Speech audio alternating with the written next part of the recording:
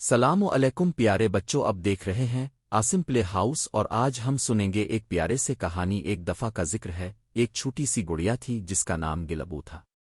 گلبو بہت پیاری تھی، اس کی چمکدار آنکھوں اور رنگ برنگی لباس تھی جو اسے سب سے الگ بنتی تھی۔ ہر رات جب سب تو جاتی، گلبو اپنے دوست ایک کھلونا بھلا جس کا نام بھلا تھا کے ساتھ سپنوں کی دنیا میں چلی جاتی۔ ایک رات گلبو نے دیکھا کہ وہ ایک خوبصورت جنگل میں ہے جہاں ہر طرف پھول ہی پھول کھل رہے ہیں، رنگ برنگے تتلیاں الفا رہی تھی اور جنگل کے جانور دوستی سے بات کر رہے ہیں۔ گلبو اور بھلا نہ مل کر سب سے دوستی کی، وہ ایک چھوٹی سے جھیل کے پاس گئے جہاں پانی بالکل شیشے کی طرح چمک رہا تھا۔ گلبو نے سپنے میں سوچا، کاش میں جھیل میں تیری طاقت ہے۔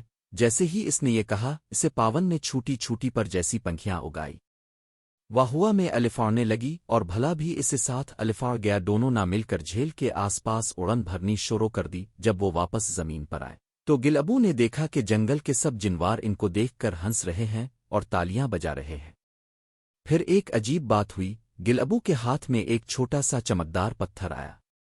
وہ پتھر اس کی سب سے پیاری خواہش غربا کرنے والا تھا۔ گلبو نے سوچا اور کہا، میں چاہتا ہوں کہ سب کھیلنے کے پاس اپنے سپنوں کی دنیا ہو جہاں وہ خوشی سے رہ جائے گا۔ جیسے ہی اسے یہ کہنا، ہر ایک کھلونا کے سپنوں میں اپنی دنیا چمک اٹھی۔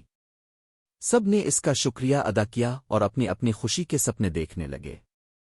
ہماری رات گلبو اور بھلا نے خوشی سے بھرے سپنے دیکھے، اور صبحان جب گلبو اٹھا تو اسے دل خوشی سے بھر گیا تھا۔ اسے سوچا، سپنے کتنے پیارے ہوتے ہیں، کیونکہ ان میں ہم کچھ بھی کر سکتے ہیں۔ اور ایسی طرح چھوٹی سی گڑیا گلبو کا سپنا ختم ہوا، لیکن اس کی یاد ہمیشہ اسے دل میں چمکتی رہی۔ پیارے بچوں، اگر آپ کو کہانی پسند آئے تو لائک اور کمنٹ ضرور کرنا، اور بھی کہانی سننے کے لیے